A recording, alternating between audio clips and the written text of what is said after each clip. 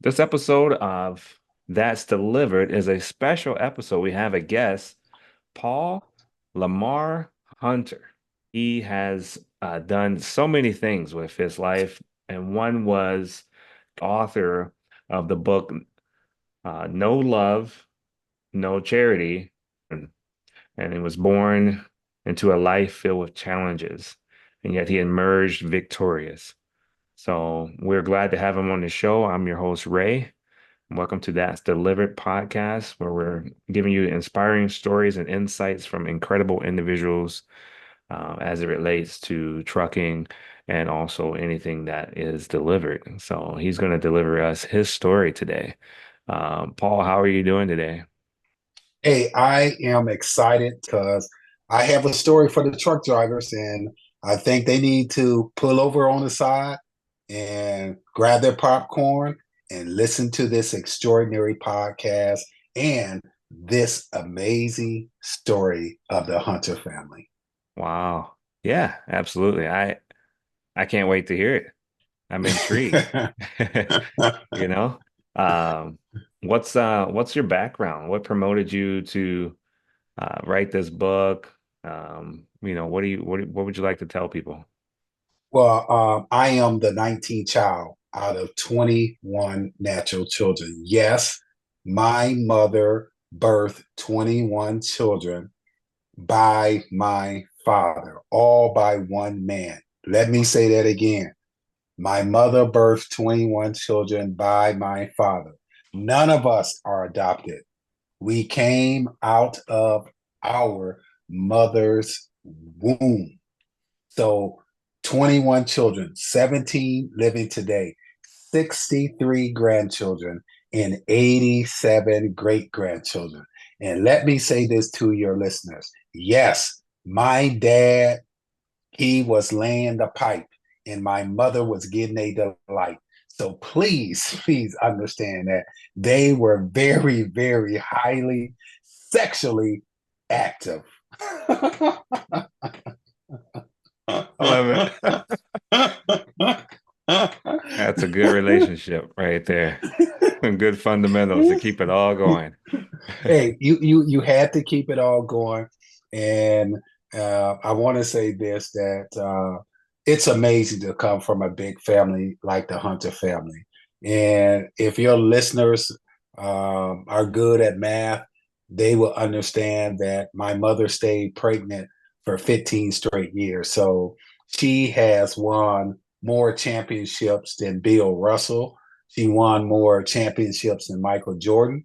She won more championships than Magic Johnson. She won more championships than Scottie Pippen. She and my fathers were winner in this world. Wow. Nice. I love how you speak on that, So the success of the 19th child, the details of your remarkable journey. For those who may not be familiar, could you give us a brief overview of the book and what inspired you to write it?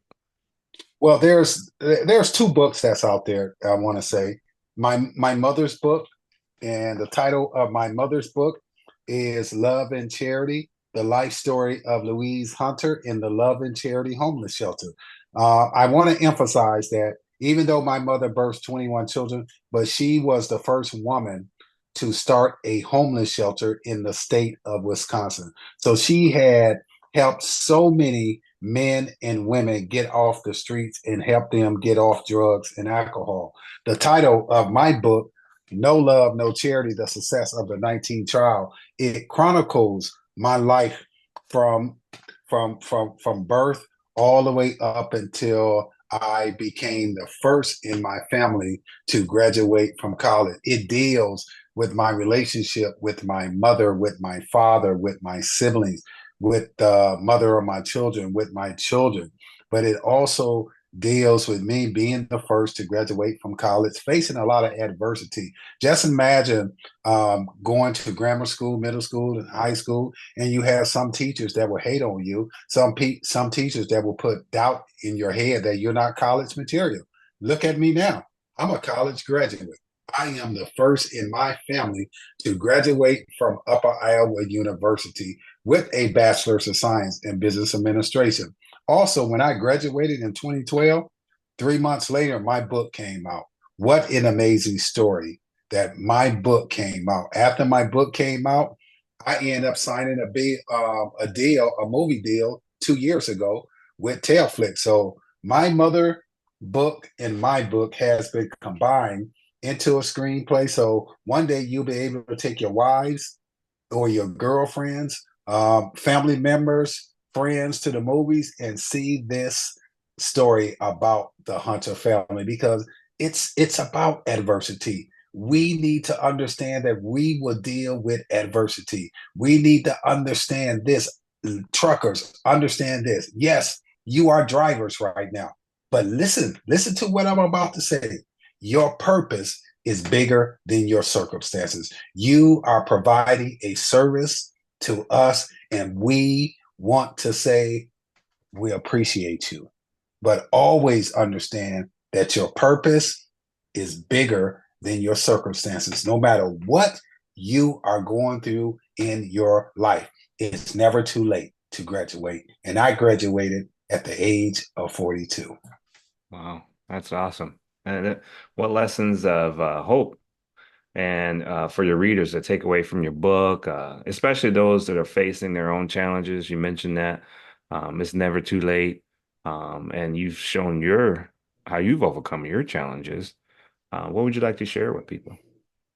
About the power of perseverance, about the power of never giving up, because there was times that I did want to give up, but it was good men and women that was in my corner, good men and women that was praying for me, good men and women that was cheering me on, good men and women that was telling me you have to lay the foundation for the Hunter family, and I laid the foundation, and now I can sit here and tell you a lot of my nieces and nephews went on to college and received their bachelor's degree, their master's degree. I have a nephew that has his PhD degree.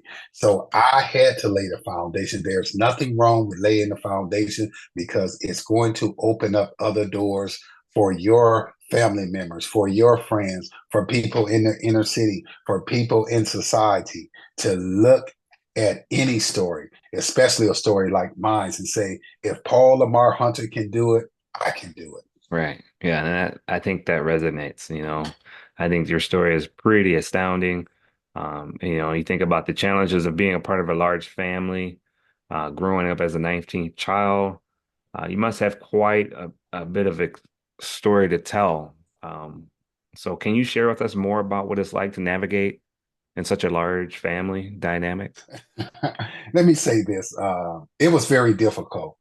When a mother gives 21, has birth 21 children, it's very difficult to navigate because all of my brothers and sisters, we were, pulling at the coattail for mom attention, for dad attention, but mom and dad had to work. So my older siblings became like a substitute mom or a substitute dad for me because I'm the 19th child, so I'm the baby boy, and so we were able to lean on each other when we were down and out.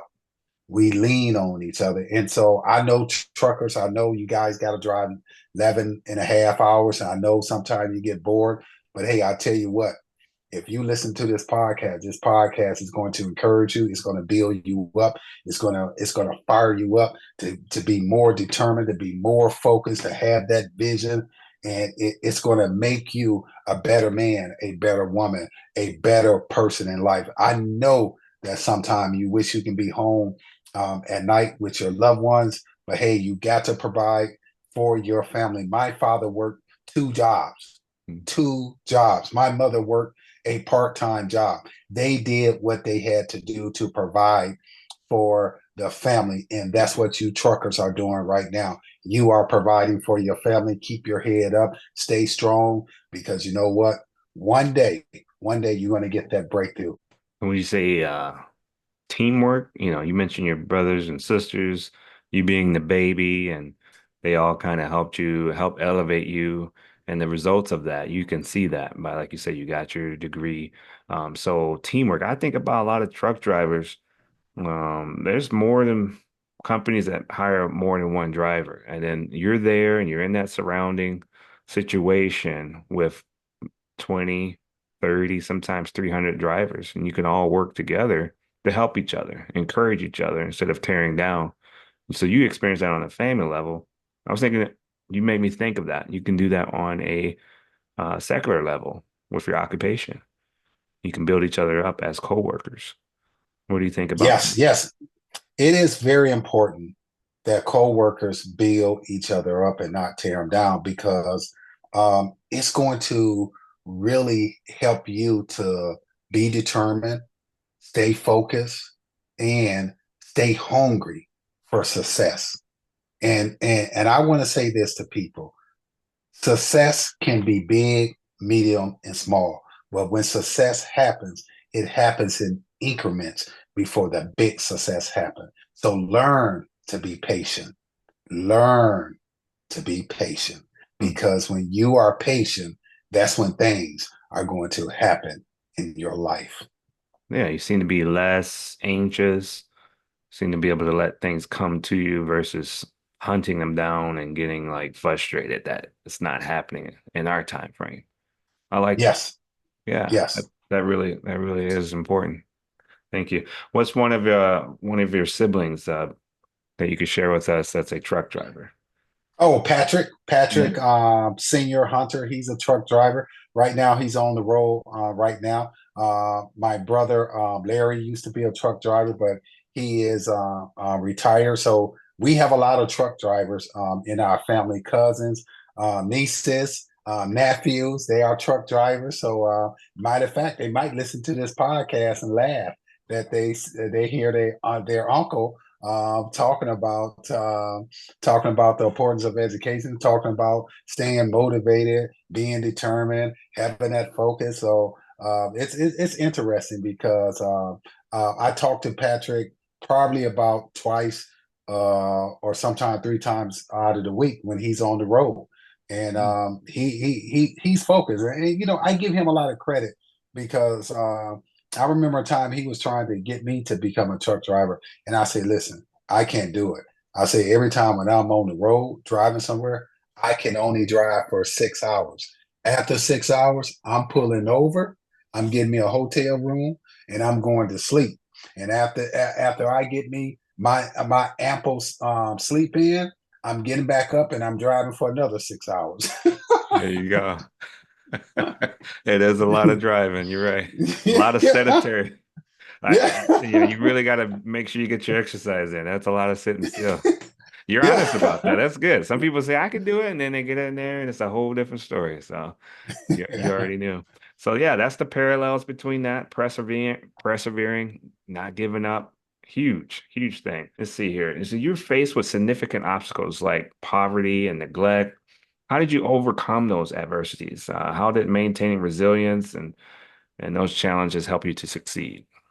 You know, those challenges right there taught me about myself, how I can experience difficulty and become the man that I am today, to have character, to have integrity, that that that loves the Lord, that want to help men and women succeed in life. I think with this adversity, it made me a better man. It made me who I am today because I could have gave up. A lot of my brothers and sisters could have gave up. A lot of my relatives could have gave up. So what that we face adversity? Does adversity stop us from succeeding in life? No. Adversity, I believe adversity teaches us to be humble, teaches us to have character, to teach us to be honest, to have values, to have morals, to persevere. Yes, you're gonna on the road, just like you're a truck driver. On the road, guess what? You might hit some potholes. You might hit those potholes and bust a tire. Guess what you're gonna do? Pull on the side, call the mechanic, get the tire changed, and keep going because you know why? You have a destination. Ladies and gentlemen, your destination is important than those potholes. It is important, so much important that you can do it. You can really do it. Rain, snow, potholes. You got to get to your destination no matter what. Shake it off, keep going. I like it. Man, that's a good illustration. Potholes. Yeah. Man, they don't quit. Yeah, you're right. You got to keep going. You can't just sit there and lay on and say, that's another pothole. I'm done. You got to keep going. That's really good. I like that. So for individuals in demanding professions like trucking, there's so many others. What strategies do you recommend in staying resilient in the face of adversity? What strategies, things tools do you use, you pull from? I think reading books about perseverance really helped me out. Reading books about determination, reading books about fortitude, reading books about vision really helped me out because, we are in a fight. We really are in a fight, and it requires determination. Requires fortitude. It requires vision. It requires us to have patience because if we don't, we will fall apart. We will literally fall apart. Yeah, yeah, a lot of people are dealing with that. I mean, your words right behind you there says a lot, and I can go anywhere with a good book. I saw that earlier. Yeah, really nice. Yeah, so you're embodying that. You're showing people it's possible. Man, thank you so much. Little motivation and advice during these tough moments, like a lot of people got through COVID, 2020. I mean, that's still probably affecting a lot of people. What kept you focused on your goals that I know faith, resilience, perseverance, things like that. Can you recall a pivotal moment when you felt renewed and a sense of determination and hope? I tell you what, a pivotal moment happened.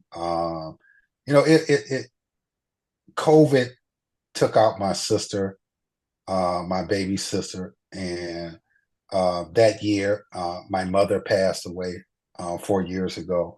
So it was very, very hard on my siblings and also on me. And because at that time I was in training for supply chain management and purchasing management. And um, I had to really, really get some counseling, get some help from some friends. And the critical point was that listening to Tony Robbins, and he was talking about that when you are going through adversity and struggling and with family members passing away, he said that you have to take a step back, you have to breathe, you have to exhale. And he was talking about the power of prayer and the power of staying focused because your mother, your sister, if they were alive, they would want you to go forward and not be stuck because of what had happened in their life where they passed away. They will want you to move forward and not get stuck because sometimes when death does happen in a family, people really fall apart and some people just don't recover. So I was able to mourn and I was able to get back focused, get back re-energized because his words helped me out in a tremendous way. And I was able to accelerate and complete the courses and look for bigger and better things in life. I have my moments at times, but I have to move forward in life. And I hope one day that I will see my mother and my sister as well. Wow. Great. You got someone that inspires you. They say leaders should have leaders. Um, Yes. yeah, so wow, what a good example of that. You had more than a pothole there. I'm sorry for your loss. It's all. Your example will always be applicable in this day and time. So I hope that people hear that and know that they're not alone. So that's really good. Yes. So for truckers who spend long times on the road, away from their family, they can use that information. What advice would you give to maintain emotionally well and stay connected? Um, I know phone calls, we got a lot of technology, but what's your go-to for staying connected? I think my go-to is I have some great men and women in my life that I can pick up the phone and call anytime. And I know truckers sometimes they get lonely. There's nothing wrong with talking to a psychologist, talking to a therapist. If you need the help, hey, call somebody because I know it gets lonely out there driving those trucks. But hey, uh, your mental capacity means a lot to me. So please do not hesitate to call your loved ones and then just so we can vent and cry and so we can get it out our chest and move forward. And so that's the best advice that I can give truck driver is to see a psychologist, see a therapist, see a clergyman, see see some counselors because it's going to help you renew your mind. Nice. Taking care of your mind is important. That kind of leads into the next part is education. It played a critical role in changing your life trajectory. How did you go about earning a degree and it impacting your life journey? What can you share with us about that journey? I tell you what, it was a tough journey, but on the journey, I had a good understanding that I needed to stop and talk to people, have conversation with people, and not overlook people. And I appreciate the conversations that I had with them. I appreciate the encouragement that they gave me. I appreciate the hellos. I'm pulling for you. I'm praying for you. Is this was my journey, and so I understood that it wasn't about the destination. It was about the journey. It really was about the journey. Who I'm going to stop and say hello to? Who am I going to engage in a conversation? And so I learned to never overlook people while I am alive and while I am on this journey called life. Oh, nice. Because you never know who you're going to you never Right. know that person on that journey might come back and assist you. You're right. I think about these truck stops we go to, and you never know who's there, that's our opportunity where we could let our beacon shine.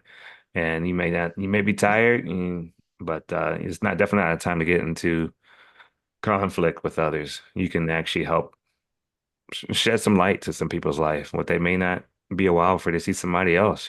So be that better person. That's awesome. Yeah, and you did that along your way.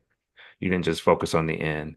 You enjoyed that journey. How nice. I really enjoyed the journey, and that's the reason why I was able to graduate from college because I talked to so many men and women that told me that they had gave up, and they encouraged me to pursue my education and to never pursue, never give in to the sins of drinking, doing drugs, and being distracted by women and stuff.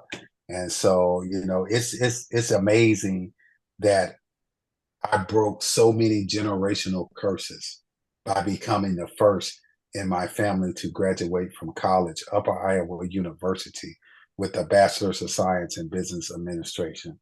So I appreciate the people that was on this journey with me that I came across. We were just crossing paths, and some of those people I still talk to today, and they call me. Sometime I call them because I'm humble. I'm humble of the conversations that we had. Nice, nice. I mean, it is humbling to hear your story. So it does transfer over to me as well. Thank you. It helps me.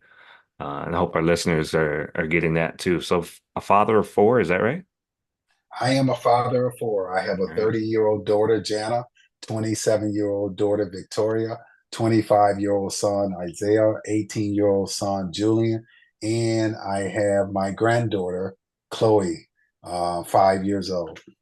But what core values do you strive to impart to your children based on your own life experiences? What's some things you like to pass on? Honesty, morals, character, love, um, joy, uh, patience, vision, um, a go-to attitude, um, being a quick learner, um, um, having an attitude of never giving up, having the spirit of perseverance, having the spirit of I am a winner, and having that spirit I can I can do all things through Christ who strengthens me. It's in having a spirit of positivity and having that spirit of waking up in the morning saying that this is the day that the Lord has made and I will rejoice. Having that vision of seeing yourself accomplishing anything that you put your mind to Right. and um, having a spirit of just having a great relationship with God and also with your family as well. Nice. A lot of people get too busy and they forget about those things we're kind of made that way. So very nice. A lot of people say, hey, um, does he even know I exist? So that's something that you have to Mm-hmm. keep on a journey and really understand what's going on there. So you instill those values in your kids. That's great. Man, how nice. No, don't forget that. That goes out to our listeners. So what role does having personal habits and routines play in achieving long-term success and fulfillment? What roles? Oh, when you have goals and when you have habits, man, it plays a significant role because you're not distracted. You don't want to go out and party because you have your goals. You don't want to break a habit to go and play basketball when you know that you have to do homework or study, and those good habits of getting up in the morning. All right, I got to study. Those good habits of I got to read this chapter. Those good habits of going to study group on a Tuesday or a Saturday or a Sunday. Those habits of I'm turning off the TV so I can focus on my education. You have to have goals and you have to have good habits Nice. because that's how you become successful in life. And I'm gonna tell you another thing you need. You Let's hear need it. discipline. You need Discipline. discipline.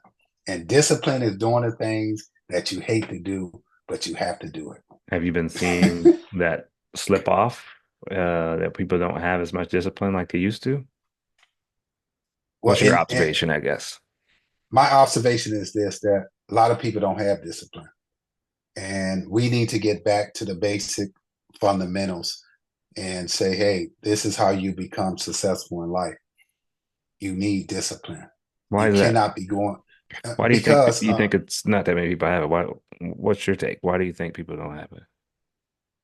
I think they too focus on social media and what's going on in our society, which is irrelevant. A lot of stuff that's going on in society, especially on social media, is irrelevant.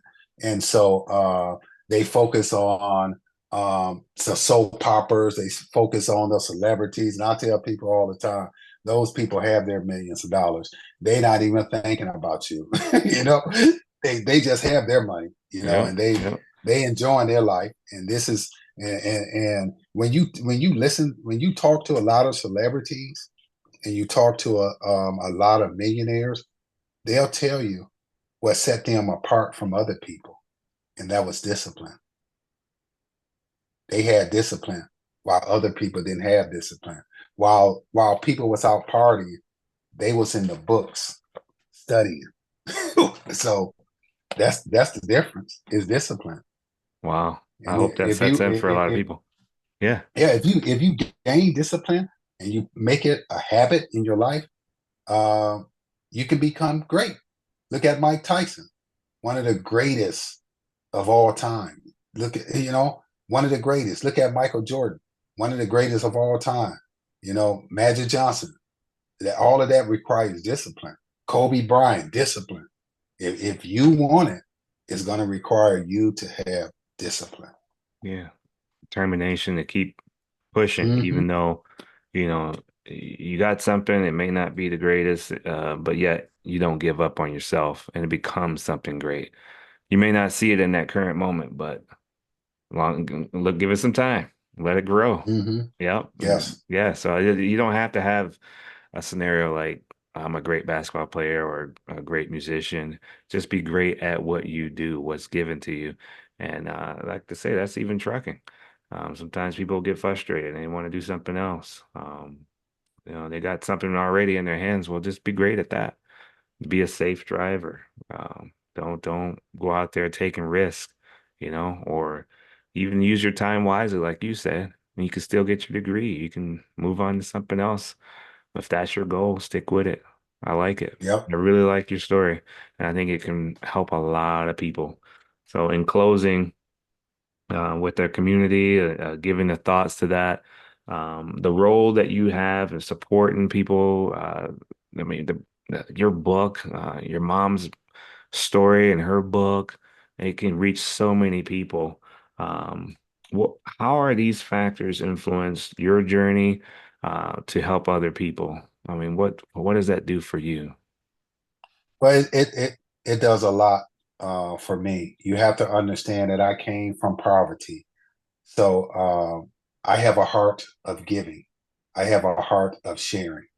So when someone gave to us when we didn't have nothing, it cultivated uh, attitude of wanting to become successful, put myself in a position to help other people because somebody had helped us. Somebody helped the Hunter family. My mother was pregnant with the 14th child, and my mother tell this story all the time.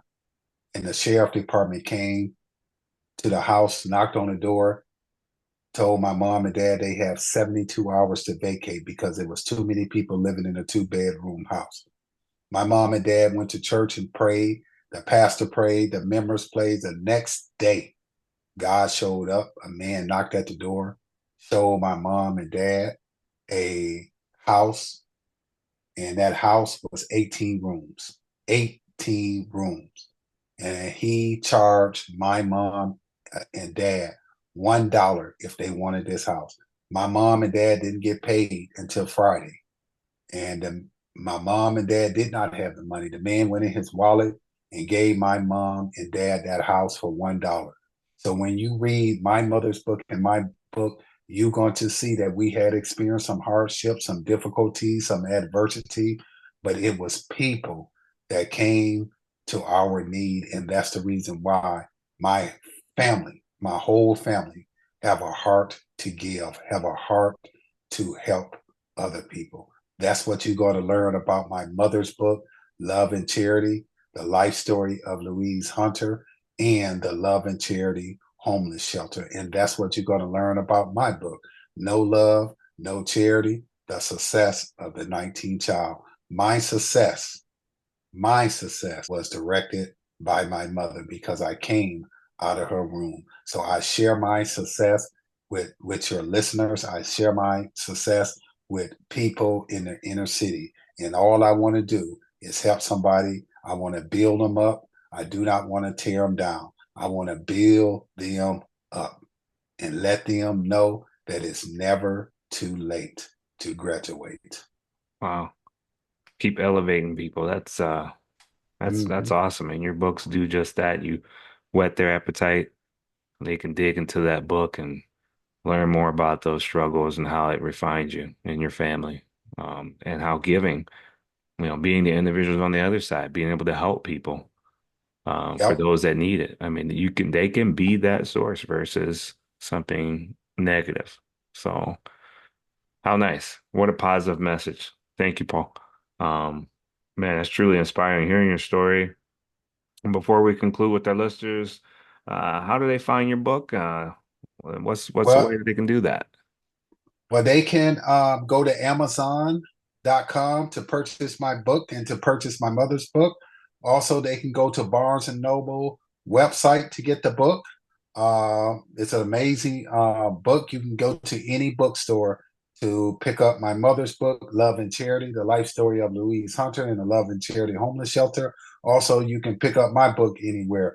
No Love, No Charity, The Success of the 19th Child. If you want to get in contact with me, you can get in contact with me. Go to my website, paullamarhunter.com, paullamarhunter.com. I am available for speaking engagements, and I'm also on social media outlets under the name Paul Lamar Hunter. Paul Lamar Hunter.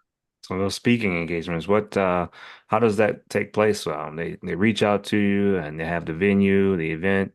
What are some things they could look forward to from those speaking engagements? Some excitement, some motivation, something that's going to uplift you, something that's going to elevate you, something that's going to let you know, hey, this guy started from the bottom and he worked his way to the top. They can do it too. How nice. Yeah. So that's good. You know, So now sharing this wisdom with us, we thank you. We appreciate your time. We know you're busy, taking that time out to share that love to the listeners. Man, it goes a long ways. So thank you so much, Paul. Now, I wanted to let you guys know we'll have the links listed on the podcast. Also, we'll try to get this out for our listeners. So be sure to like and subscribe if you need more information. You like what you hear, you like what you see. So until next time, this is your go-to guy, Ray, and that's delivered. And I'm gonna let everybody know to keep on trucking, keep on pushing, and elevate, to show each other that, hey, it's not too late. Paul can do it, and so can you. All right, Paul. Thank you so much. Hey, thank you. Bye bye. All right, take care.